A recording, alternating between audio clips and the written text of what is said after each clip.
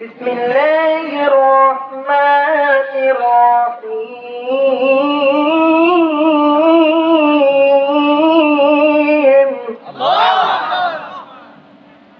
إنما المؤمنون الذين آمنوا بالله ورسوله ثم لم يرتابوا وجاهدوا بأموالهم وأنفسهم في سبيل الله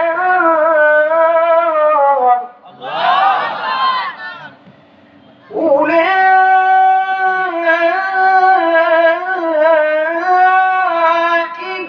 هم الصادقون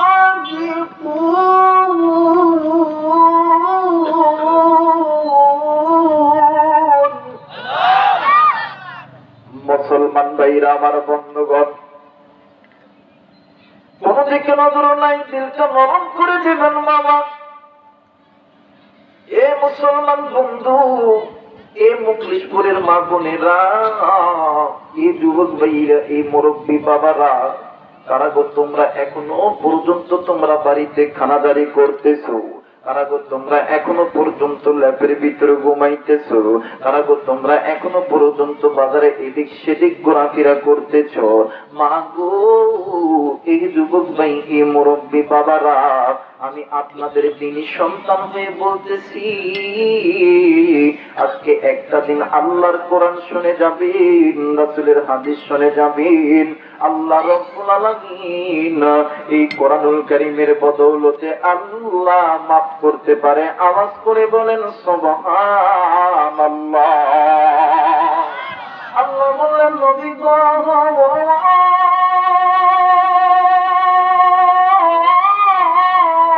ইয়া রাসূলুল্লাহ, ইয়া হাবিবাল্লাহ,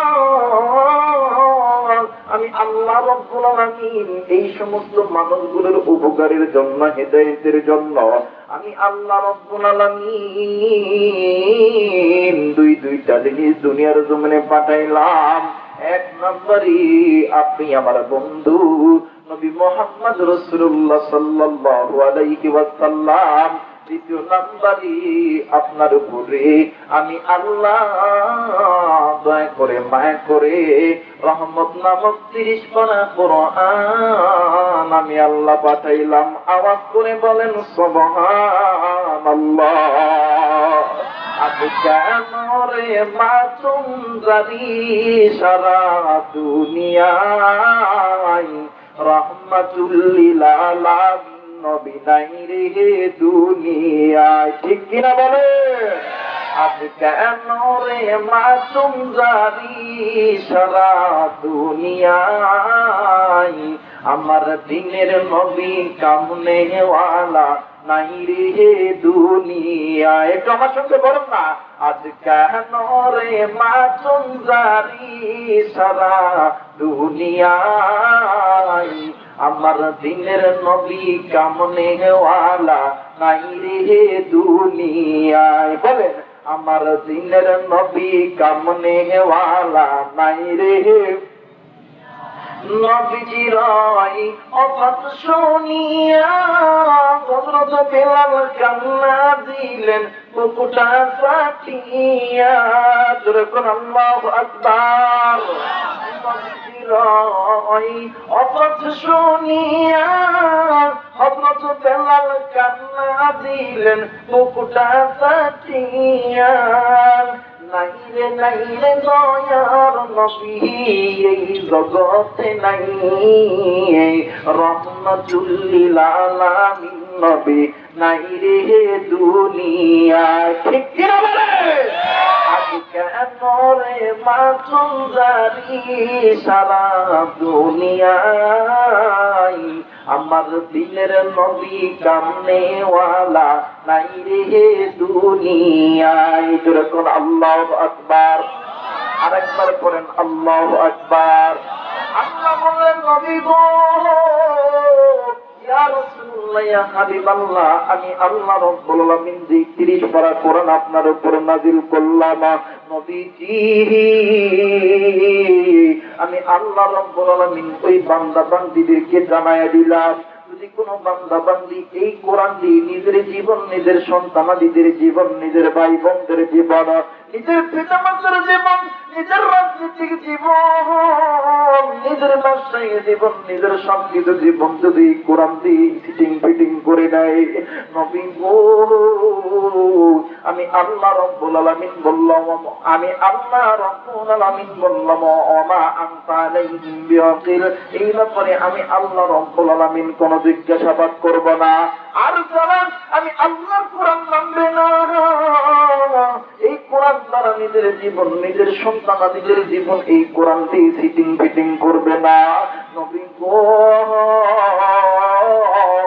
আমি আল্লাহ পাক রব্বুল আলামিন বলে দিলাম ওমান দাল্লাকা ইন্নামা ইয়াদিল্লু আলাইহা, এই বান্দাগুলি আমি আল্লাহর কাছ থেকে গোমরাহি হয়ে গেল, এই বান্দাগুলি জাহান্নামে চলে গেল। মুসলমান ভাইরা আমার বন্ধুগণ, কোন বান্দাগুলি জাহান্নামে গেল, কোন বান্দাগুলি কোরআন থেকে বিরত হয়ে চলে গেল? ভাইজান, আল্লাহ রাব্বুল আলামিন ডাক দিয়ে বললেন নবী গো, যদি কোন বান্দা ভুল করে আমি আল্লাহ থেকে দূরে চলে যাই, আমার কোরআন থেকে যদি কোন বান্দা দূরে চলে যায়, ও নবী গো, আমার ওই বান্দা আমি আল্লাহর কোরআনের কাছে আগায় আসি নবীজি, আমি আল্লাহর কোরআন বান্দা বান্দীদেরকে অন্ধকারের পথ থেকে আলোর পথ দেখায় দিব। মুসলমান ভাইরা আমার বন্ধুগণ, আল্লাহ রাব্বুল আলামিন ডাক দিয়া বললেন নবী গো, এই কোরআন এমন একটা কোরআন, যেই কোরআন দিয়ে মানুষ চলবে কেমন করে, যেই কোরআন দিয়ে মানুষ সমাজে কি করবে, কেমনে করে কি করবে, এই কোরআনুল কারীমের ভিতরে আমি আল্লাহ পাক রব্বুল আলামিন বান্দা বান্দীদেরকে বলে দিলাম, ওই বান্দা বান্দী আমি আল্লাহর কাছে আমি বান্দা বান্দী, সেই বান্দা বান্দী আমি আল্লাহ এবং আপনি নবীর উপর ঈমান আনবে, ঈমান আনার পরে পৃথিবীর কোনো বাধা মানাতে পারবে না। ওই বান্দা বান্দী আপনি নবী আমি আল্লাহ রাস্তায় নিজের সম্পদ দিয়ে, নিজের জীবন দিয়ে ওই বান্দা বান্দী গুলো দিন রাত কাজ করে যাবে, এরাই হইতেছে ঈমানের দাবিতে সত্যবাদী।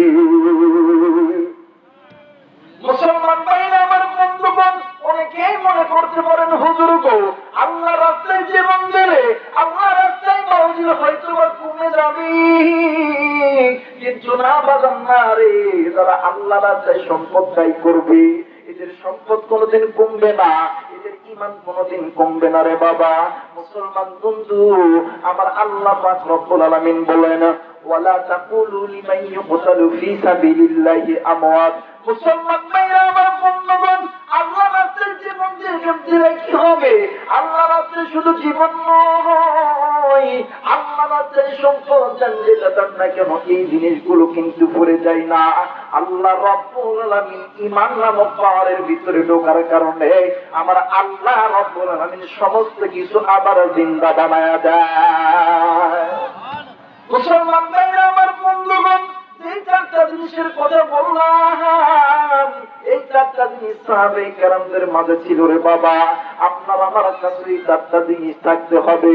মুসলমান বন্ধু, কেন আপনার কাছে এই চারটা জিনিস থাকবে না? আপনি তো মুসলমান, আপনার রবের নাম হইতেছে আল্লাহ, আপনার নেতার নাম হইতেছে নবী মুহাম্মদ রাসূলুল্লাহ, আপনার সংবিধানের নাম কোরআন, আপনি কেন এই জিনিসগুলো ভুলে যাবেন? মুসলমান ভাইরা আমার বন্ধুগণ, ঈমানের দাবিতে সত্যবাদী ছিলেন আবু বকর, ঈমানের দাবিতে সত্যবাদী ছিলেন হযরত ওমর রাদিয়াল্লাহু তাআলা আনহু, ঈমানের দাবিতে সত্যবাদী ছিলেন হযরত ওসমান রাদিয়াল্লাহু তাআলা আনহু। ভাই গো, দেখেন আমরা বান্দা, আমরা উম্মতে মুহাম্মাদি, আমাদের ঈমান আর নবীদের ঈমান দেখেন আসমান আর জমিন। ভাই গো, কোথায় শেখ সাদি, কোথায় বকরির লাদি, কোথায় আসমানের তারা, কোথায় জমিনের লারা। মুসলমান ভাইরা আমার বন্ধুগণ, কি ঈমান আপনি আমি অর্জন করছি? এই ঈমান নিয়ে যদি কোনো ব্যক্তি মনে করেন যে আপনি জান্নাতে যাবেন, না বাজান না রে, ও বাজান জান্নাত কিন্তু এত বড় সস্তা জিনিস না মুসলমান বাজান।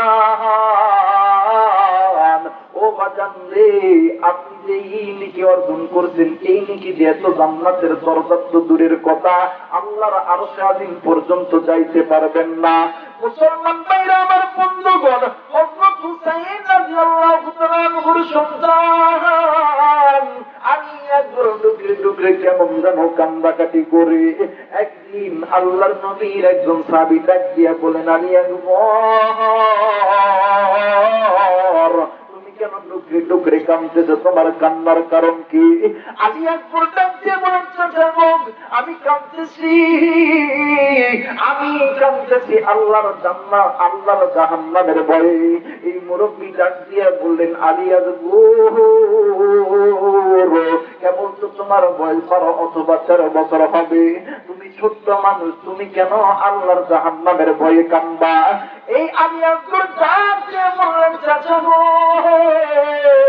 আমি যখন নজর করে দেখি আমার মা যখন 3 বেলা যখন চুলার ভিতরে যখন আগুন ধরায়, চাচা গো, আল্লাহর কসম একবার, আল্লাহর কসম 2 বার, আল্লাহর কসম 3 বার আমি আলী আকবর নজর করে দেখি। বলেন আল্লাহু আকবার, আরেকবার বলেন আল্লাহু আকবার। মুসলমান ভাইরা আমার বন্ধুগণ, আলী আকবর ডাক দিয়ে বললেন, চাচা গো, আমি আলী আকবর নজর করে দেখি আমার মা কোনদিন বড় লাকড়ি দ্বারা চুলার ভিতরে আগে মানে বড় লাকড়ি দ্বারা কোনদিন চুলায় আগে আগুন ধরাইতো না। আমি নজর কইরা দেখি আমার মা প্রতিদিন, আমি নজর কইরা দেখি গো আমার মা প্রতিদিন ছোট ছোট লাকড়ি দ্বারা চুলার ভিতরে আগুন ধরায়। মুসলমান ভাইরা আমার বন্ধুগণ, হাকিম মোহাম্মদ রাজাবাড়ি থানভী রাহমাতুল্লাহ আলাইহি বলেন, ও পৃথিবীর উম্মতেরা তোমরা শুনে নাও, তোমরা বড় গুনাহকে গুনাহ মনে করো, তোমরা ছোট গুনাহকে গুনাহ মনে করিও না। এমন কোন গুনাহ, এমন কোন আমল তুমি আমি করতে পারি নাই রে বাবা, এই আমল দ্বারা কিয়ামতের ময়দানে আল্লাহর দরবারে পার হয়ে যাব। আপনি ছোট গুনাহকেও যেমন গুনাহ মনে করবেন, বড় গুনাহকেও যেমন গুনাহ মনে করবেন, ছোট গুনাহকেও তেমনি করে গুনাহ মানে গুনাহ মনে করতে হবে। কারণ হইল আপনি আমি বড় গুনাহ করার পর বড় গুনাহ আপনার জেহেনে স্মরণ থাকে, কিন্তু বাজার ছোট গুনাহ কিন্তু আপনার জেহেনের ভিতরে স্মরণ থাকে না। এই বড় গুনাহ আপনি আল্লাহর কাছে তওবা করে কাটাই নেবে, কিন্তু কিয়ামতের ময়দানে ছোট গুনাহ আপনার জেহেনের ভিতরে মনে নাই, কিন্তু কিয়ামতের ময়দানে গুনাহ আইসা দাঁড়াইবে। আলী আকবর বললেন, চাচা গো, আমার জানা মতে আমার মা যেহেতু প্রতিদিন আমি নজর কইরা দেখি আমার মা ছোট ছোট লাকড়ি দ্বারা চুলায় আগে আগুন ধরাই, এরপরে আগুন যখন জলজলিত হয়ে যায় তখন আমার মা বড় বড় লাকড়ি চুলার ভিতরে ঢুকায় দেয়। আর নবীর সাহাবী, আমারও মনে হয় আল্লাহ রাব্বুল আলামিন যখন বান্দাকে জাহান্নামে দিবে, নবীর সাহাবী আমার মনে হয় আল্লাহ রাব্বুল আলামিন আমাদের মতন ছোট্ট ছোট্ট গুনাহগারকে আগে জাহান্নামে দিবে, এরপর বড় বড় গুনাহগারকে জাহান্নামে দিবে। মুসলমান ভাইরা আমার বন্ধুগণ, কেন আপনি ইমানের দাবিতে সত্যবাদী হবেন না? আপনার আমার ইমান শক্ত করতে হবে। যদি ইমান শক্ত করতে না পারেন, আল্লাহর কাছে যাইয়া জবাব দিতে পারবেন না রে বাবা। মুসলমান বন্ধু, আপনার আমার ইমান শক্ত নাই বিদায় এই তো দেখেন ভোলাতে, এই তো দেখেন ভারতের জমিনে, এই তো বাজান বাবরি মসজিদ ভাঙতেছে, এই তো দেখুন ভোলাতে আমার মুসলমান ভাইকে মারলো, এই তো বাজান ওলামায়ে কেরামকে লাঞ্ছিত করলো, কত ওলামায়ে কেরাম মাসুম ওলামায়ে কেরাম কারাগারে আছে, এখনো পর্যন্ত সময় আছে বাদাম ইমানের দাবিতে সত্যবাদী হইয়া যান। যদি ইমানের দাবিতে সত্যবাদী হইয়া যান, আপনার সামনে কোন নাস্তিক মোরতাদের বাচ্চা মসজিদকে গালি দিতে পারবে না, ওলামায়ে কেরামকে গালি দিতে পারবে না। আল্লাহর নবীকে গালি দিলে তার গর্দান বাংলার জমিনে নামানো হবে। এক কথা বলেন ঠিক কিনা? মুসলমান ভাইরা আমার বন্ধুগণ, হযরত আবু বকর দেখেন কেমন ইমানের দাবিতে সত্যবাদী। আবু বকর রাদিয়াল্লাহু তাআলা আনহু একদিন ঈশার নামাজ পড়ার পরে হযরত আবু বকর রাদিয়াল্লাহু তাআলা আনহু নবীজির সামনে বসা, নবীজি ডাক দিয়া বললেন, সাহাবী, আমার আল্লাহ যদি বাঁচিয়ে রাখে আগামীকাল ফজরের সময় আবার দেখা হবে। মুসলমান ভাইরা আমার বন্ধুগণ, এই কথা বলার পরে সাহাবী হাঁটি হাঁটি পা পা করে যখন একের পর এক যাইতেছে, সর্বপ্রথম আলীর বাড়ি, আলীও বাড়ির ভিতরে ঢুকে গেছে। এরপর ওমরের বাড়ি, ওমর ঢুকছে। এরপরে ওসমানের বাড়ি, ওসমান ঢুকছে। বাকি আছে একজন সাহাবীর নাম, তার হইতেছে আবু বকর। কথা বলেন কি নাম? এই সূরা বলেন কি নাম? এই আবু বকর রাদিয়াল্লাহু তাআলা আনহু আল্লাহকে ডাক দিয়া বলেন, আল্লাহ গো, আমি তো নবীর সাহাবী, আমার চরিত্র হইল আমি যখন একা থাকবো, আমি একা থাকবো না, আমি আমার আমি আপনাকে ডাকবো আর আমি বাড়িতে যাবো। লা ইলাহা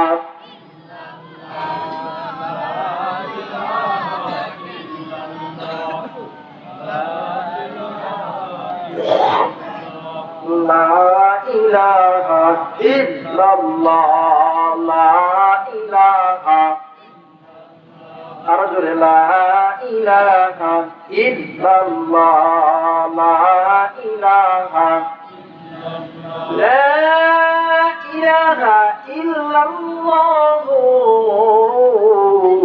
মুহাম্মাদুর রাসূলুল্লাহ। সকলেই বলেন সাল্লাল্লাহু আলাইহি ওয়াসাল্লাম। আওয়াজ করে বলেন আল্লাহু আকবার। আর একবার বলেন আল্লাহু আকবার। একটু হাতটা উপর দিকে নাড়ায়, একটু ঘুমটা বানান, একটু জাগা, একটু হাতটা নাড়ান, একটু ঘুমটা বানান, তাকবীর দিবেন। আসেন যান বামন ধরে দি করবেন, যে বেটা হাতটা তুলে তাকবীর দিয়ে না দেখবেন ওর অন্তরের ভিতরে মার মহব্বত নাই, বাবার মহব্বত নাই, ওলামায়ে কেরামের মহব্বত নাই, কোরআনের মহব্বত নাই রে। ও বেটা ইসলামের শত্রু, কোরআনের শত্রু, আল্লাহ নবীর চরম দুশমন, ইহুদিদের দালাল। কথা বলেন ঠিক কিনা? নারায়ে তাকবীর, নারায়ে তাকবীর, নারায়ে তাকবীর। আল কোরআনের আলো, ওলামায়ে কেরাম যেখানে, নারায়ে তাকবীর। আল্লাহ কবুল করো। জোরে বলেন আমিন, আরো জোরে বলেন আমিন। মুসলমান ভাইরা আমার বন্ধুগণ, এই গাইবান্ধা পলাশবাড়ির যুবক বন্ধু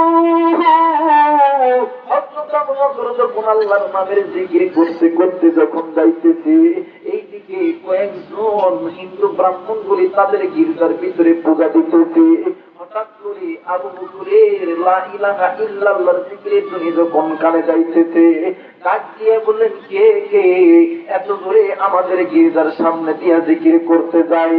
শয়তান একজন সুরক্ষণীয় বিশাল বড় একটা টুপি, একটা পাগড়ি পরিয়েছে মন্দিরের ভিতরে। এই ব্রাহ্মণদেরকে ডাক দিয়ে বলতেছে, ব্রাহ্মণদের, তোমরা কি পাগল হয়ে গেছো?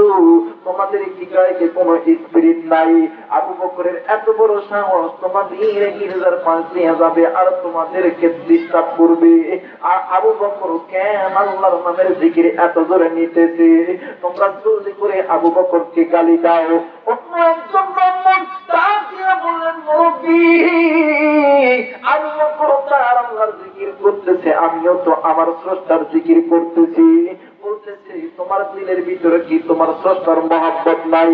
মুসলমান ভাইরা রে, এইবারে এই শয়তান মুরব্বির পাম্পাইয়া একজন ব্যক্তি ডাক দিয়া বলেন, আবু বকর, তোমার আল্লাহ ফকির, তোমার নবী ফকির, তুমি বেটা ফকিরের ঘরের বড় ফকির। আবু বকর ডাক দিয়া বললেন, বাবা গো, আপনাকে একবার বলি, আপনি আমাকে যত বড় গালি দেন, কিন্তু আমার আল্লাহ রে, আমার নবী রে, তুমি গালি দিও না।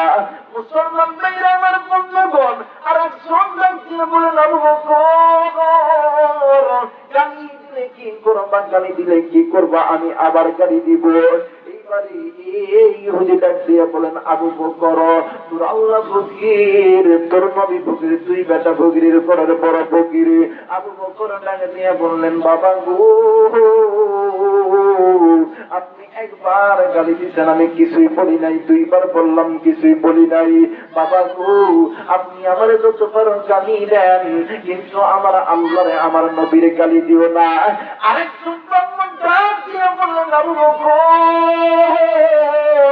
গালি দিলে কি করবা? আবু বকর ডাক দিয়ে বললেন, বেটা রে, ও আমার বাবারা, আমি আবু বকর ইমানদার হওয়ার কারণে, আমি আল্লাহকে ভালোবাসার কারণে আরেকবার যদি আমার আল্লাহরে গালি দাও, তাহলে কিন্তু তোমাদের কপালে দুঃখ আছে। মুসলমান ভাইরা রে, আজকে যে মুসলমানের সামনে আল্লাহর নবীর কদমে নবুয়তের উপর আঘাত না হয়, আল্লাহর নবীর দাড়ির সাথে যদি ছাগলের দাড়ির তুলনা করা হয়, এখন এই যে মুসলমান গুলি আন্দোলন না করে করে বসে আছে, এরা মুসলমান না রে, এরা এক প্রকারের ইহুদিদের দালাল। কথা বলেন ঠিক কিনা? বলেন ঠিক কিনা? একবার যখন বললো, এইবারে আরেকজন ব্রাহ্মণ ডাক দিয়ে বললেন, আবু বকর, তোমার আল্লাহ ফকির, তোমার নবী ফকির, তুমি বেটা ফকিরের ঘরের বড় ফকির। আবু বকর ডাক দিয়ে বললেন, বাবা গো, আমি একবার আপনারে বললাম, দুইবার আপনারে বললাম, তিনবার আপনারে বললাম, আপনি আবার আমারে গালি দিলেন। আপনার কাছে বলি, আপনি আর আমারে গালি দিয়েন না, গালি দিয়েন না। এইবার যখন আবার যখন ইহুদি বলছে, আবু বকর, তোমার আল্লাহ ফকির, তোমার নবী ফকির, তুমি বেটা ফকিরের ঘরের বড় ফকির। আবু বকর ডাক দিয়া বলেন, আল্লাহ গো, আমি কয়বার বললাম, এই বেটা আমাকে কিন্তু গালি দিল না, আপনাকেও দিল, আপনার নবীকেও দিল। আল্লাহ গো, আমি আবু বকর ইমানদার হওয়ার কারণে, আপনার মহব্বত আমার অন্তরে থাকার কারণে, আপনার নবীর মহব্বত আমার অন্তরের ভিতর থাকার কারণে আমি আবু বকর ঠিক থাকতে পারলাম না। আমি আবু বকর এই ইহুদির গালে আপনাকে খুশি করার উদ্দেশ্যে, আপনার নবীকে খুশি করার উদ্দেশ্যে একটা থাপ্পড় মেরে দিলাম। ধরে কোন সুবহানাল্লাহ। মুসলমান ভাইরা আমার বন্ধুগণ, যেমনি ইহুদিরা থাপ্পড় মারছে, ইহুদি থাপ্পড় খাইয়া জমিনে পড়ে গেছে, জমিন কেমন জানি নাচানাচি করে। অপর যে কয়েকজন ছিল, তেমন দেখবেন একটা মুরগির দলের ভিতরে, দেশি মুরগির দলের ভিতরে অথবা একটা কুত্তার দলের ভিতরে একজনকে যদি মারা যায়, দেখবেন আরো বাকি 5টি কুত্তা দেখবেন গেউ গেউ করে দৌড় দেয়। কথা বলেন ঠিক কিনা? বলেন ঠিক কিনা?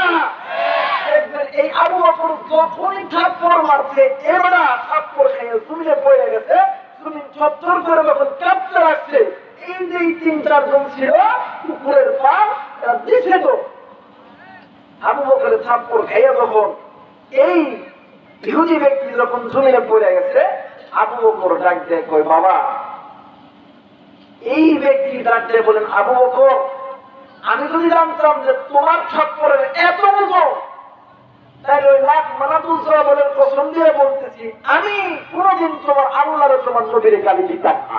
যেরকম সুবহানাল্লাহ। আরেকবার বলেন সুবহানাল্লাহ।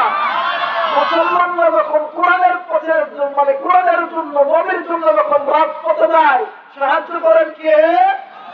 কথা বলেন কে? ওলামায়ে কেরামকে যতই যেভাবে তোমরা বাঁধাই রাখতে চাও, ওলামায়ে কেরাম আল্লাহকে ছাড়া পৃথিবীর কোন মানুষকে ভয় করে? ভয় করে? আল্লাহু আকবার। আরেকবার বলেন আল্লাহু আকবার। আল্লাহ তুমি কবুল করো, জোরে বলেন আমিন। হযরত আবু বকর ডাক দিয়ে বলেন, চাচা আপনার গালে কি সত্যি লাগছে? যদি আপনার গালে যদি থাপ্পড়টা জোরে লেগে থাকে তাহলে আপনি আমাকে ক্ষমা করে দিবেন। এই কথা বলার পরে হযরত আবু বকর তার মনে বাড়িতে চলে গেছে। ওই যে চারজন বিড়ালের মতন দিছে তোর কুকুরের ভাল দিছে তো দিছে, ওই ঘটনা এসে আবার করতেছে, কিরে আবু বকর তুই এত বলে থাপ্পড় মারলো, মারার পরে তুই দেখি কিছুই কইলি না? ওই আরে থাপ্পড়টা মারছে আবু বকর আমারে, তোরা চারজন মানে দৌড় দিলে কিসের জন্য? থাপ্পড় তো মারছে আমারে, প্রয়োগ করছো দৌড় দিলি কেন, কারণ কি? ওই আরে আবু বকর যখন থাপ্পড় মারছে, তুই যখন জমিনে পইরা গেলি, জমিনটা এত জোরে যে লাফাইতাছে, আমার তো মনে হয় এটা থাপ্পড় না, এত জোরের থাপ্পড় খাওয়ার পরে তুই যে দাঁড়ায় আসছিস, হয় রে ভাই থাপ্পড়টা খুব জোরে লাগছে, এত জোরে থাপ্পড়। ওই মুরব্বী শয়তান চলে আসে, এসে ডাক দিয়ে রাগ কইরো না, যেটা আবু বকরের হাতে থাপ্পড় খাইছো, কিন্তু এবারে আবু বকর আর মুহাম্মদ নবীর ভিতরে একটা ফাটল ধরনের রাস্তা পাইছি। তোমরা যে মুহাম্মদ নবীর কাছে যে বিচার দিবা, মুহাম্মদ নবী, কারণ তোমরা যে সাক্ষী দিবা ইসলামের শরীয়ত মোতাবেক সাক্ষী যে বেশি হবে, ওই দিকে কিন্তু কি হবে, রায় কবুল হয়ে যাবে। সাক্ষী যে দিক কম হবে, ওই দিক রায় হবে না। এই কারণে দেখবেন আমাদের সমাজে কিছু টিয়ারের মাল খাওয়া বইরা আছে, দেখবেন এমন করে লাগবে, আরে বাবা দেখবেন ও কোনদিন কিন্তু জানে না যে একজন মানুষ দোষ করছে, আমি যাচ্ছি সেই ব্যক্তি দোষ করছে, দেখবেন কয়দিন পরে স্ট্রোক করে মারা গেছে। কারণ একজন ব্যক্তিকে মিথ্যা তহমত দিয়া কারাগারে বন্দী করা যায় না। কথা বলেন ঠিক কিনা? বলেন ঠিক কিনা?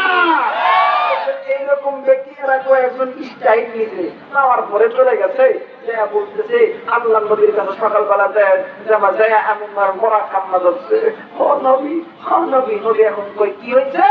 ওই আপনার দোস্ত আবু বকর গতকাল রাত্রিতে আমাকে বিনা কারণে আমারে মারছে। ওই কি? আল্লাহ নবী বলতেছে অন্য কোন সাহাবীর কথা বললে তো বিশ্বাস করা যায়, কিন্তু আবু বকর বিনা অপরাধে কাউকে মারবে এটা তো বিশ্বাস করা যায় না। কথা বলেন ঠিক কিনা?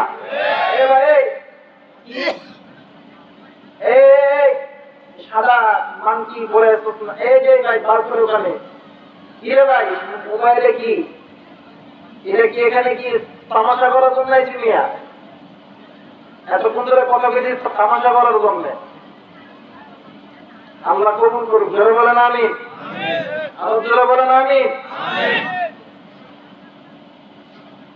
আমাদের সমাজে কিছু মানুষ আছে, এই মানুষ দেখে যে বক্তাটা কেমন, মনে করে যে এই বক্তা যদি আমার দলের হয়, আমার গ্রুপের হয়, এই বক্তা খুব ভালো, এই বক্তা আমার গ্রুপের নয়, এই বক্তার ওয়াজ শোনা যাবে না। এইটাই তো জান্নাতে যাওয়ার একমাত্র কারণ। কথা বলেন ঠিক কিনা? বক্তা যেমন হোক না কেন দেখতে হবে বক্তার মুখ দিয়ে কোরআনের হক কথাগুলো বাইরে হইতেছে কিনা। কথা বলেন ঠিক কিনা? তাহলে না হয় কিছু পাবি, তাছাড়া ডিম্বা পাবি, ডিম্বা কি পাবি?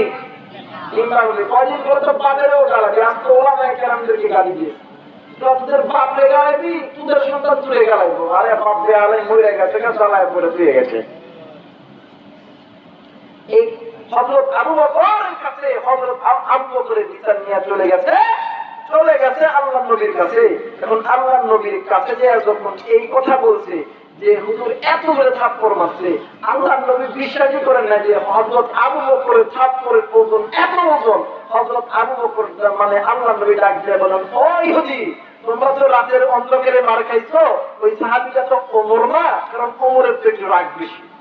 কথা বলেন কার রাগ বেশি? ওমরের রাগ বেশি। বলতেছে না, ডাক দাও আবু বকরকে, ডাক দাও। আবু বকরকে ডাক দিচ্ছে, আবু বকরকে ডাক দিয়ে বলতেছে, বন্ধু আবু বকর, তুমি কি এই ব্যক্তিদেরকে মারছো? আবু বকর ডাক দিয়ে বলে, নবী গো, এই ব্যক্তিটাকে আমি মারছি, কিন্তু বিনা কারণে মারি নাই। কি কারণ ছিল? বলতেছে এই ব্যক্তি আপনারে গালি দিছে, আল্লাহরে গালি দিছে।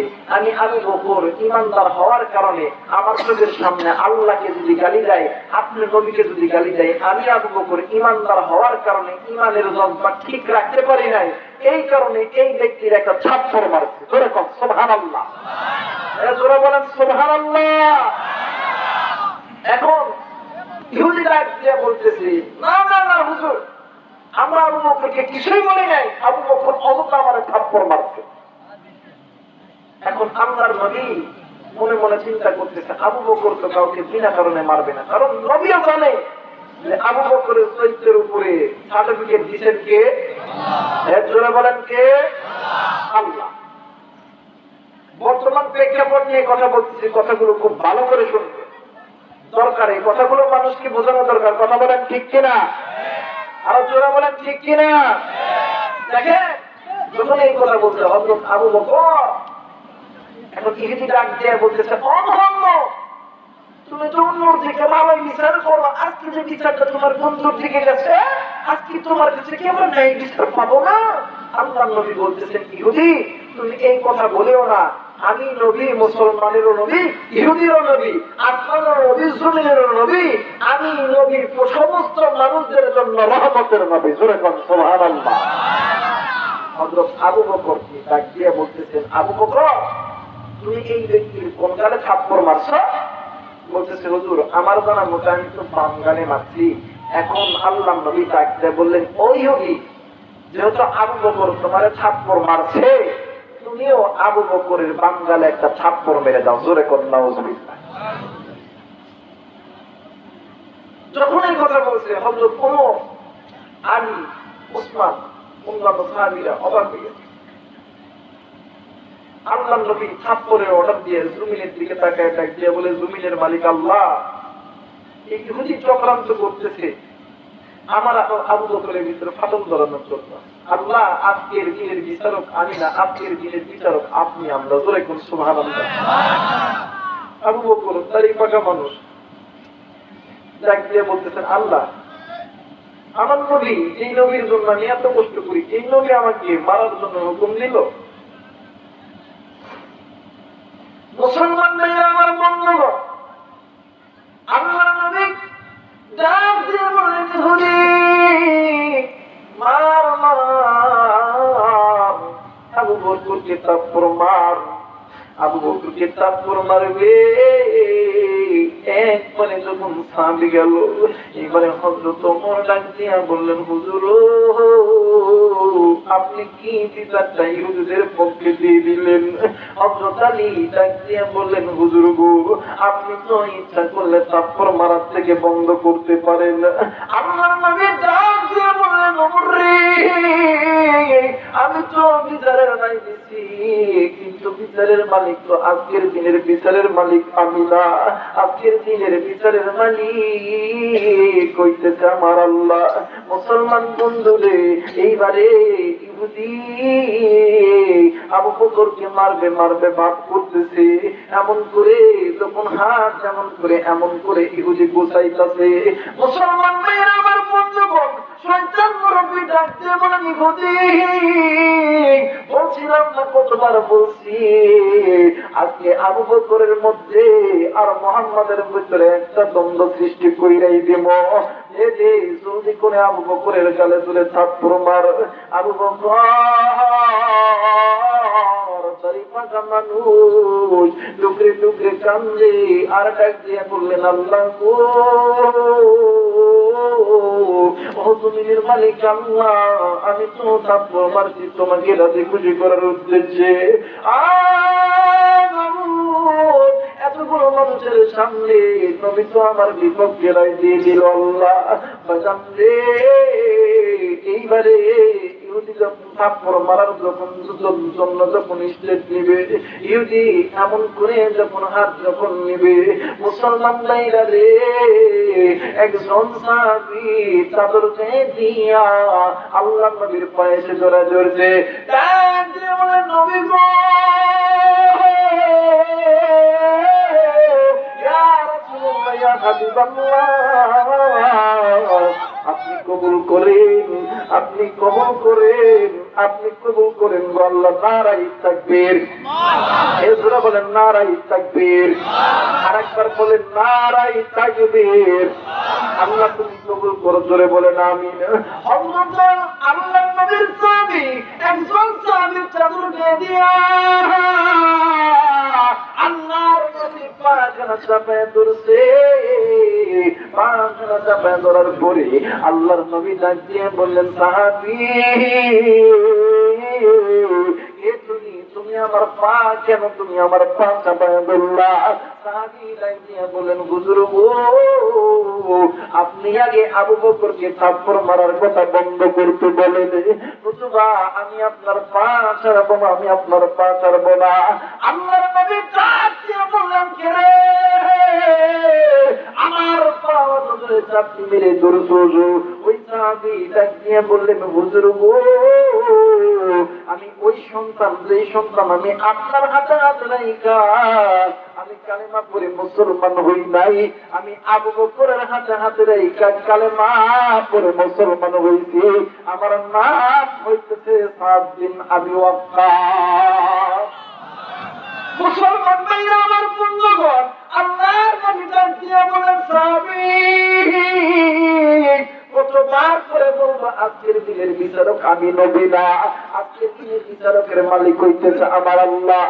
মুসলমান ভাইরা রে, যখন আবু বকরকে মারবে সাহাবীরা কান্দে, একজন আর একজনের দিকে তাকায় কান্দে।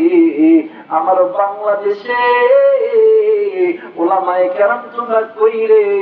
ও ইমাম মসজিদেরা কই? আজকে তোমার চোখের সামনে কাদিয়ানির বাচ্চারা আল্লাহর নবীর হযরত নবুয়তের উপর আঘাত আনতেছে রে বাবা। জলদি করে বাইরে হও। মাননীয় প্রধানমন্ত্রীর কাছে বলতে চাই, কাফের কাফের কাদিয়ানিরা কাফের, কাদিয়ানিদেরকে অমুসলিম ঘোষণা করতে হবে। কথা বলেন ঠিক কিনা? তবে একটু হাত তুলে আল্লাহকে দেখান, কাফের কাফের কাফের কাফের কাদিয়ানিরা কাফের, কাফের কাফের কাফের কাফের কাদিয়ানিদেরকে অমুসলিম ঘোষণা করতে হবে। কাদিয়ানিদেরকে অমুসলিম, কাদিয়ানিদেরকে অমুসলিম। নবীর পরে নবী নাই, সংসদে আইন চাই। নবীর পরে নবী নাই, নবীর পরে নবী নাই। নারায়ে তাকবীর। এটা একটু শুধুমাত্র আমাদের ওলামায়ে কেরামদের কথা বলে, ওলামায়ে কেরামদের কোরআনের রাজ্য শুরুকে এই দায়িত্ব ওলামায়ে কেরামদের, এই দায়িত্ব সবার। মাননীয় প্রধানমন্ত্রী বলছেন, ওলামায়ে কেরাম আপনারা যেমনি যাচ্ছেন এমনি জায়গাইতে থাকেন। আমরা বলি, মাননীয় প্রধানমন্ত্রী আপনি যোগ্য বিচারযোগ্য সন্তান, আপনি ওলামায়ে কেরামের মদত মেনে নেন, আল্লাহর পক্ষ থেকে মদত থাকবে। কথা বলেন ঠিক কিনা? এই কারণে কাকে মাইনাস করে চলা যাবে না। মুসলমান ভাই আমার বন্ধুগণ, এই হলে এমনি করে যখন আবু বকরকে মারার জন্য যখন এমনি করে স্টেপ নিতেছে, তো এইবারে আবু বকর ডাক দিয়ে বলেন, আল্লাহ এখন তো ইহুদি আমারে বেয়াদবি করবে। এইবার যখন ইহুদি যখন থাপ্পড় যখন মারবে মারবে এমন করে হাত উঠাইছে, ইহুদি নজর কইরা দেখে ইহুদির চোখে আর কোনো কিছু দেখতে পায় না। জমিন কেমন জানি লাফাইতেছে। আর একজন ওই শয়তান মুরব্বী শয়তান ডাকে দিয়া বললেন, কে রে মার মার বন্দি কইরা মার। এইবারে এই ইহুদি ডাক দিয়া বলেন, ভাই রে আমি কারে মারবো? আমি তো আমার চোখের সামনে কিচ্ছু দেখতে পারি না। এইবারে ইহুদি ডাক দিয়ে বললে, তোর সামনে আছে দেখতে বন্দি করে মার। এইবার যখন মারতে যাবে, কিতাবের লেখক লিখেছে, ও মুসলমান বাজান ওই ইহুদির হাত কেমন জানি পাথরের মতো শক্ত হয়ে গেছে রে বাবা। মুসলমান ভাইরা আমার, বন্ধুগণ, আল্লাহর পথে থাকলে, আল্লাহর পথে থাকলে, নবীর পথে থাকলে সম্মানের মালিক কে? এ জোরে বলেন কে? এ আরো জোরে বলেন কে? আল্লাহ। ওই আল্লাহরে একবার ডাক দেন না, ইয়া আল্লাহ। আরেকবার বলেন ইয়া আল্লাহ। আচ্ছা বলুন তো দেখি, এইরকম যদি আল্লাহওয়ালা, এইরকম যদি ইমানের দাবিতে সত্যবাদী আমাদের বাংলাদেশের সকল নারী এবং পুরুষ, যুবক এবং যুবতী যখন কোরআনের দাবিতে, কোরআন পড়িয়া ইমানের দাবিতে সত্যবাদী হবে, এদের সামনে কোনো মানুষ কখনো খারাপ কাজ করতে পারবে?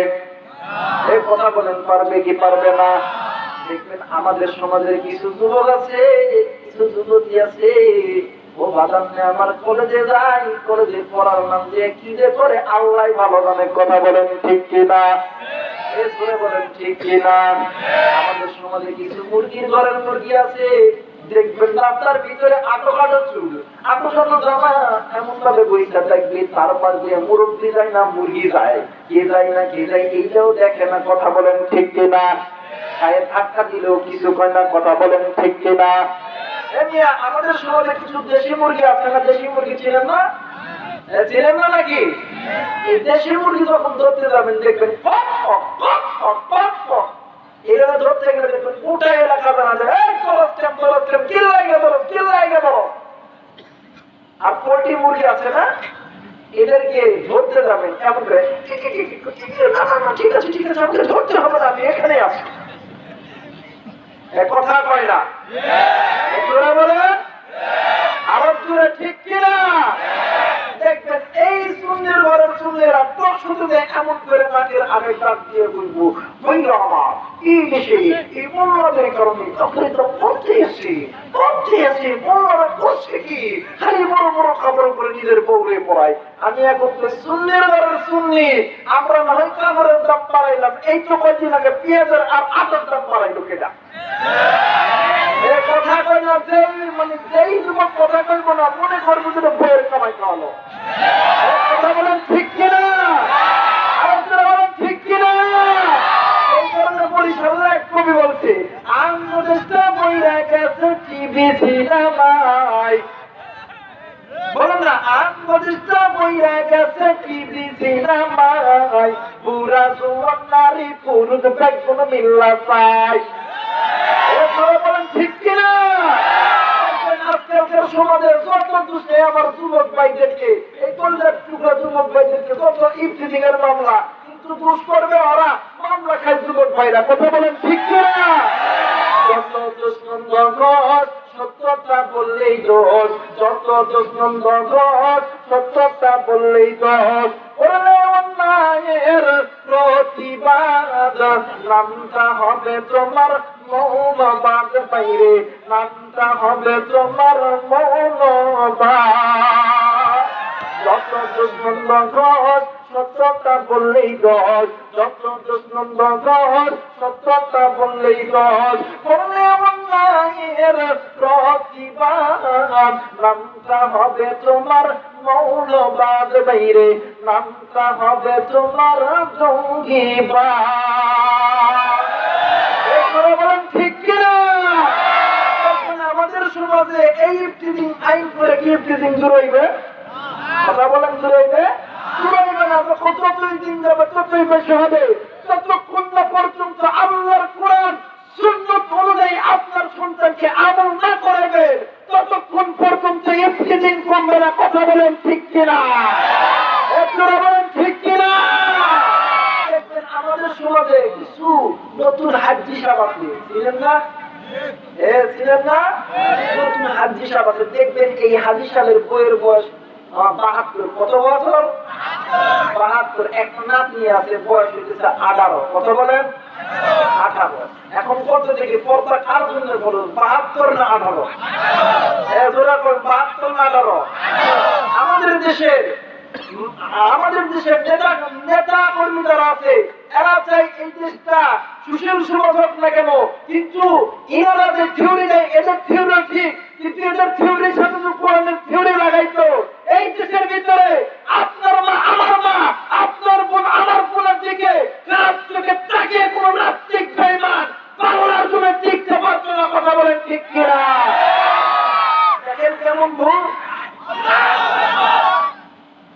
কেমন ভুল?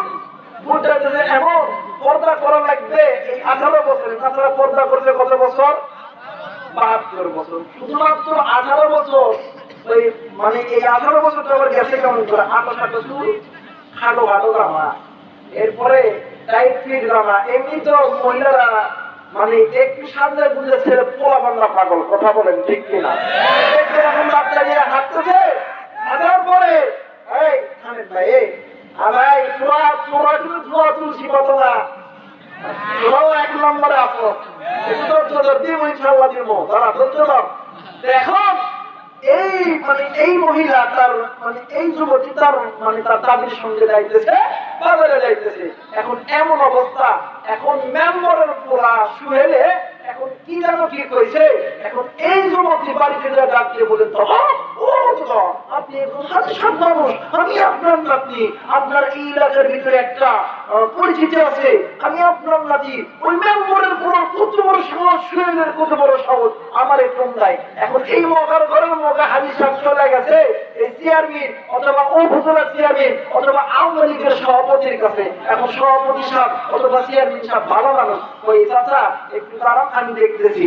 এই তো এখন এই সভাপতি অথবা চেয়ারম্যান নিচের মেম্বারের কাছে ফোন, কিরে মেম্বার তোর পোলাই নাকি এই হাজির মাইয়ারে নাকি এটা করছে, তোর পড়ে জলদি করে লয় অফিসে, লয় অফিসে আনার পরে ডাক দিয়ে বলেন, কিরে এত বড় সাহস, তুই হাজির না দিলে তুই কি এমন করো? এখন এই বলে এমন এমন করে পয়সা কি রে কোন দুঃখের কথা। এইরকম সাধন বোঝানে থাকলে আপনি তো ঠিক থাকতে পারবেন, কথা কয় না? আরো জোরে বলেন, কথা কয় না? আর তোমরা যারা যুবক ভাইরা মেয়েদেরকে ডিস্টার্ব করো, তোমরা মনে করো না আজকে তোমরা আমার মা বোনদেরকে ডিস্টার্ব দাও, রাস্তার পথে ভুললে দাঁড়ায় থাকো, একদিন তোমার সন্তান হবে, তোমার সন্তানদেরকেও আরেক প্রজন্ম ভুললে রাস্তায় দাঁড়ায় থাকবে, কথা বলেন ঠিক কিনা? এই কারণে সকলে সমান হয়ে থাকতে হবে। চিন্তা করবেন যে আপনার মা আপনার বোন যাতে জাহান্নামে না যায়, জাহান্নাম খুব ভয়াবহ, এই জাহান্নামের আগুন থেকে আপনাকে আমাকে বাঁচতে হবে, ইনশাআল্লাহ, ইনশাআল্লাহ, ইনশাআল্লাহ। নারায়ে তাকবীর, নারায়ে তাকবীর। মুসলমান ভাইরা আমার, বন্ধুগণ, দিনটা নরম করে দেন।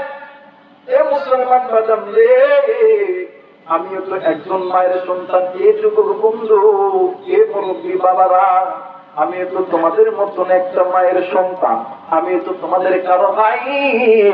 আমার মা আমার বোনের কাছে যে চাকরি পাই, কেন তুমি তোমার মাকে পর্দা করাইবা না? কেন তুমি তোমার বোনকে পর্দা করাইবা না? আমি অনেক সময় উত্তরবঙ্গে যখন ওয়াজে আসি, আর 3 বছর পরে এই তো বাদাম 2019 সালের শুরুর দিক থেকে আমি উত্তরবঙ্গে ওয়াজ রাখতেছি। গত 2 বছর এই দিকে আসে নাই, উত্তরবঙ্গের দৃষ্টিকে আসে নাই। বাদাম রে, আমি শুনছি অনেক সময় কামি আসে উত্তরবঙ্গের স্ত্রীরা তার স্বামীকে ভালোবাসে না, স্বামীরা তার স্ত্রীকে ভালোবাসে না। মাঝে ভিতরে মাঝে মধ্যে কত জ্ঞান হয়, থানায় যাইতে হয়, এরপরে চেয়ারম্যানের কার্যালয়ে যাইতে হয়। এ জীবন বন্ধু, এ মা বোনেরা, আমি আপনাদেরকে সুন্দর একটা আমল শিখাই দিই রে মা। মা গো, উম্মুল মুমিনিন জগৎ জননী মা আয়েশা রাদিয়াল্লাহু তাআলা আনহা যখন তন্দ্রাচ্ছন্ন হয়ে পড়ে থাকেন, আল্লাহর নবী ঘরের ভিতরে ঢোকার পরে নবীজির এই 10টা আঙ্গুল নবীজির স্ত্রীদের জন্য চিরনি বানায়া দিতেন। জোরে কোন সুবহানাল্লাহ। নবী আমার মন বসে থাকতে বলেন, সাহাবী তোমরা বাড়িতে যখন যাইবা, তোমাদের স্ত্রীর কাছে যখন তোমরা যাইবা, তখন তোমাদের স্ত্রীর জন্য তোমার এই 5টা হাতের এই 10টা আঙ্গুল তোমরা চিরুনি বানায় দিও। কারণ আমি নবী মহিলা গেলাম, ওই যে স্ত্রীর জন্য তুমি যে হাতটাকে চিরুনি বানাইলা, অথবা ওই স্ত্রী তার হাতটা তোমার মাথার জন্য চিরুনি বানাইলো, আমি নবী মহিলা গেলাম, ওই স্বামী আর স্ত্রীর ভিতরে কোনদিন কোন দ্বন্দ্ব হবে না। মুসলমান মা বোন, এ যুবক যুবক ভাইরা মোবাইল থাকলে রেকর্ড করে নেড়ে ভাই সাংঘাতিক একটা তথ্য আমি তোমাদেরকে জানায় দেই। এই তো বানানোর অল্প সময়ের ভিতরে স্বল্প কথার মাধ্যমে ইনশাআল্লাহ দোয়া করে বিদায় হয়ে চলে যাব। মুসলমান বন্ধু মোবাইল থাকলে রেকর্ড করে নেড়ে ভাই আমার কবে আসি জানা আসি আমি গুনাহগার চলে যাওয়ার পরে এই রেকর্ডটা তোর বোনকে একবার শুনে দিস, তোর মাকে একবার শুনে দিস, তুই একবার এই রেকর্ডটা তোর বালিশের কানে লাগায় শুনিস। এই যে মানে এই রেকর্ডটা তুই একবার শুনিস। মুসলমান বন্ধু ও মা বোনেরা, কেন আপনি পর্দা করাইবেন না? কেন আপনি পর্দা করবেন না? আপনার সন্তানকে পর্দা করবেন না? মা গো, আপনার বসির রহমতুল্লাহ আমনি একজন মহিলা, তার একটাই মাত্র কন্যা সন্তান ছিল। ওই কন্যা সন্তানের বয়স ছিল 18। এত সুন্দর চেহারা, ওই রকম সুন্দরী রমণী ওই সামনের ভিতরে কোন মহিলা ছিল না। কিন্তু ওই মহিলা ছিল ব্যাপারটা কোনো পর্দা করতো না। ওই যুবতী দুনিয়া থেকে চলে গেছে, কিন্তু মার অন্তরের ভিতরে সন্তান যতই খারাপ হোক না কেন, মার অন্তরের ভিতরে তো সন্তানের মহব্বত থাকবে। কথা বলেন ঠিক কিনা? মুসলমান বাজার অনেকদিন থেকে মা তার সন্তানকে দেখে নাই। এলাকার মসজিদের ইমাম সাহেবের কাছে গেছে, কাজ দিয়া বলে ইমাম সাহেব আপনার কাছে এমন কোন আমল আছে কি না? বলে দেন না দেখি, আমার মেয়ে কবরে আছে, আমার মেয়ে কবরে কেমন আছে, আমি কবরের হালতখানে একটু দেখতে চাই। এ বন্ধু আমার বলতেছে মোবাইলটাকে রেকর্ড করে নিয়ে যান। এইবারে বারবার যখন ইমাম সাহেবের কাছে যাই, ইমাম সাহেব ডাক দিয়ে বলেন, মা গো, আমার জানার মধ্যে এইরকম কিন্তু কোনো আমল নাই, কিন্তু আমাদের এই তল্লাটের ভিতরে একজন আলেম আছে, জামানার সবচেয়ে বড় আলেম হাসান বসরি রহমতুল্লাহ আলাইহির কাছে যান। ও বাজান, অনেক বড় লম্বা কাহিনী, একেবারে এই ঘটনাটি সংক্ষেপ করে দিলাম রে বাবা। মুসলমান বন্ধু হাসান বসরি রহমতুল্লাহ আলাইহির কাছে গেছে।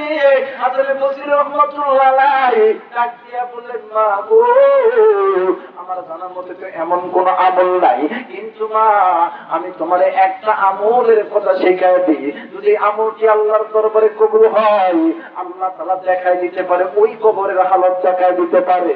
বলতেছে কি আমল? বলতেছে আপনি বাড়িতে যাবেন, ইশারা নামাজ পড়ার পরে আপনি 2 রাকাত সালাতুল হাজতের নামাজ পড়বেন। এই নামাজ পড়ার পর আপনি জান্নাতে ঘুমাইবেন, আল্লাহর নবীর উপরে দরুদ পড়তে পড়তে ঘুমাইবেন। আল্লাহর বান্দী বাড়ির কাছে, বাড়িতে যাওয়ার পরে আল্লাহর বান্দী 7 দিন ধরে আমল করতেছে, 7 দিন ধরে আমল করতেছে। 7 দিন পরে যখন আমলের ভিতরে ঢুকলো, এই 7 দিন পরে আল্লাহর বান্দী স্বপ্নে দেখে 4 মহিলা কবরের ভিতরে তার সন্তান আযাবের ভিতরে তরকারি হইতেছে। ওই মহিলা কমতে কঠিয়া ওয়াতিলে পানি লইয়া মেয়ের কবরের কাছে গেছে, কবরের ভিতরে পানি ঢালতেছে, রাত্রিবেলা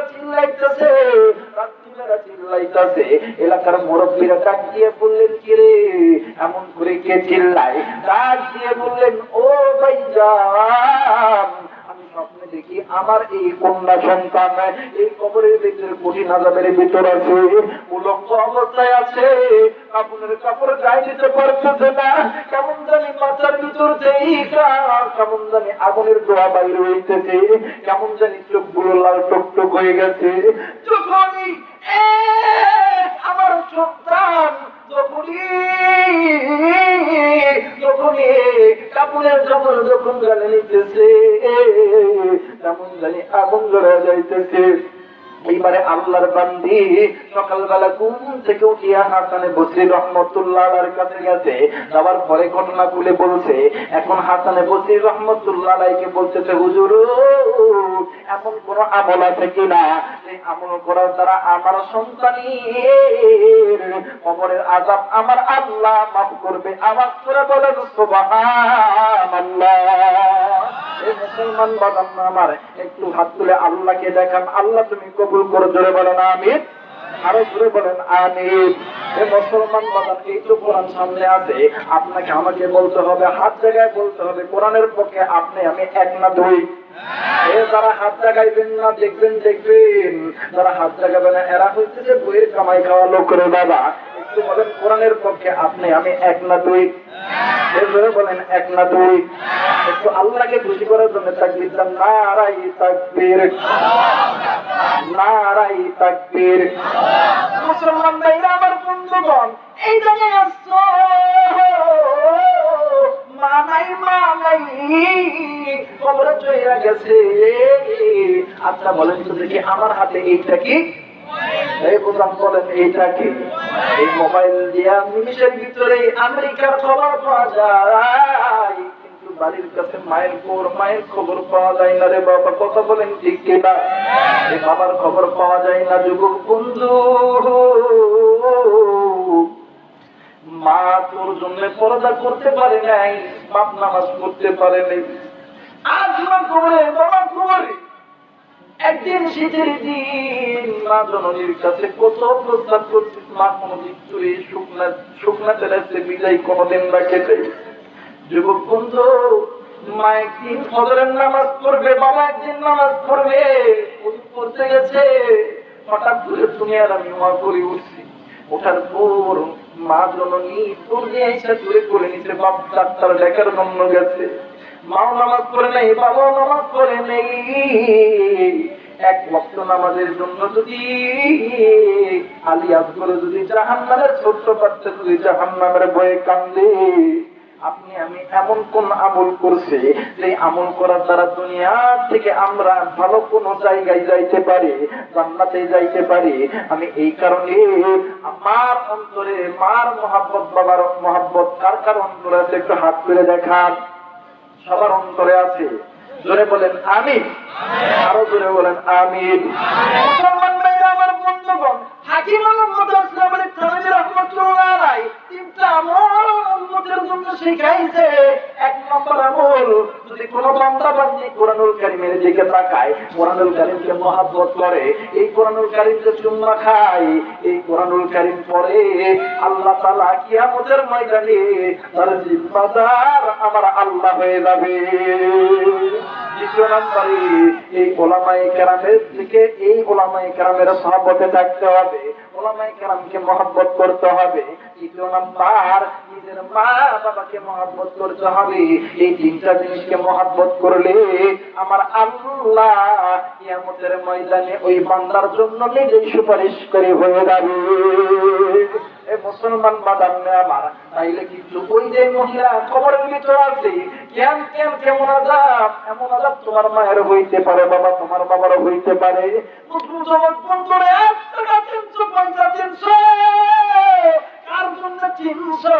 একদিন তুমি টাকা চিন্তা না, তুমি আসমান চিন্তা না, তুমি চন্দ্র চিন্তা না, তুমি সূর্য চিন্তা না, তুমি তোমার চালান কোটা চিন্তা না।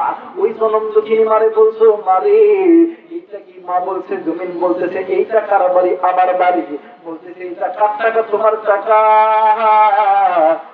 মার থেকে বাবার থেকে এত কিছু শিখলা, এত টাকা পয়সা লাভ হইলা, মা আজ দুনিয়ার জন্য তাই রে বাবা।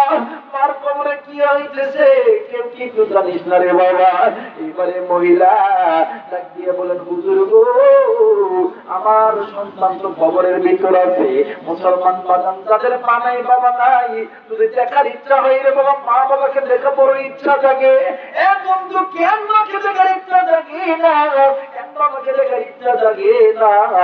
মুসলমান বন্ধু, মা এমন একটা দামি সম্পদ, বাবা এমন একটা দামি সম্পদ। এই তো বাজান কোরআন হাতে নিয়ে বলতেছি, আমি আবু রাইহান, এই তো বাজান বাংলাদেশ, ভারত পাকিস্তানে যখন বাইরে যাই, আমার এলিম নাই, আমার কোনো অহংকার নাই, আমার কোনো এলিম নাই, আমার কোনো যোগ্যতা নাই, আমি একজন মূর্খ। শুধুমাত্র 2টা মানুষের মহব্বতে আল্লাহ তাআলা আমার এই রাস্তায় আনছে রে বাবা। 1 নাম্বার আমার মায়ের মহব্বত, 2 নাম্বার ওলামায়ে কেরামের মহব্বত। এ বন্ধু, আমার বাবা নাই, আমি যখন রাত্রিবেলা 4টা 5টার লগে বাড়িতে যাই, বন্ধু বাড়িতে কেউ দরজা খোলে না, জনম জমিনে মা একবার দরজায় লক করলে দরজা খুইলা দেয়, জোরে কোন আল্লাহু আকবার। আমি একদিন আমার মার ডাক দিয়ে বলছিলাম, মা রে এত রাত হয়ে গেল, সকালে একটু পরে হবে, তুই কেন ঘুমাস নাই রে বা? মা তা ডাক দিয়া বললেন, বেটা কোন মা পারবে না তার একটা সন্তান বাইরে থাকলে মা কোনদিন ঘুমাইতে পারবে না। বেটারে আমি কেন জায়গায় আছি, একদিন তোর সন্তান হবে, তুই বুঝবি আমি কেন তোর জন্মে জায়গা আছি। বন্ধুরে আজ কয়েকদিন হইতেছে বাড়িতে যাইতে পারি, মাঝে মধ্যে পারে ফোন দিয়ে বলি, মারে দোয়া করিস মা, আল্লাহ যেন আমার স্ত্রী সালামতের বাড়িতে ফিরে নেই রে মা। যুবক বন্ধ কোন বাইরে বইলে গেছো, কোন মারে মহব্বত তোমার অন্তরের ভিতরে নাই। যুবকরি একটু আমার দিক তাকারে ভাই, একটু আমার দিক তাকা। যুবক বন্ধুরে কার অন্তরের ভিতরে জানি মার মহব্বত চাই, কার অন্তরের ভিতরে নাই রে ভাই। মা কবরে আছি, বাবা কবরে আছে ভাইয়া, মার জন্য বাবার জন্য একটু আল্লাহর দরবারে একটু হাত তোলা যায় কি যায় না? কথা বলে যায় কি যায় না? মুসলমান বাজার আল্লাহর কোরআন কত পারা? কথা বলেন কয় পারা? আরো জোরে বলেন কয় পারা? পারা। আমি আল্লাহ 30 জন বান্দা চাই, মার জন্য বাবার জন্য। মা আছে কবরে, বাবা আছে কবরে, কবরের হালত কেমন আছে জানি না। ইনশাআল্লাহ দোয়া করব এই জিনিস মসজিদে থাকবে, এই মসজিদে যতদিন নামাজ হবে এর সাথে যাইয়া কবরে যাবে। অনেকের মা বেঁচে আছে, বাবা বেঁচে আছে, মার হায়াত যেন আল্লাহ তাআলা বৃদ্ধি করে। অনেকের মা অসুস্থ, মাকে যেন আল্লাহ তাআলা সেবা দান করে। এইরকম বাদান দিয়ে জন্য দাঁড়ায় যাবেন। বাদান 1000 টাকা করে দিবেন বাবা, 1000 টাকা করে 30 জন লোক দাঁড়াবেন রে বাবা। আমি দেখতে চাই এই মৌলিক পড়াইশা আমি 2 বছর কিন্তু অপমান হই নাই, ইনশাআল্লাহ আজকেও হব না। মনের ভিতরে একটা শান্তি আছে, মনের ভিতরে একটা দাপট আছে। একটু আল্লাহর নামের জিকির করেন, লা ইলাহা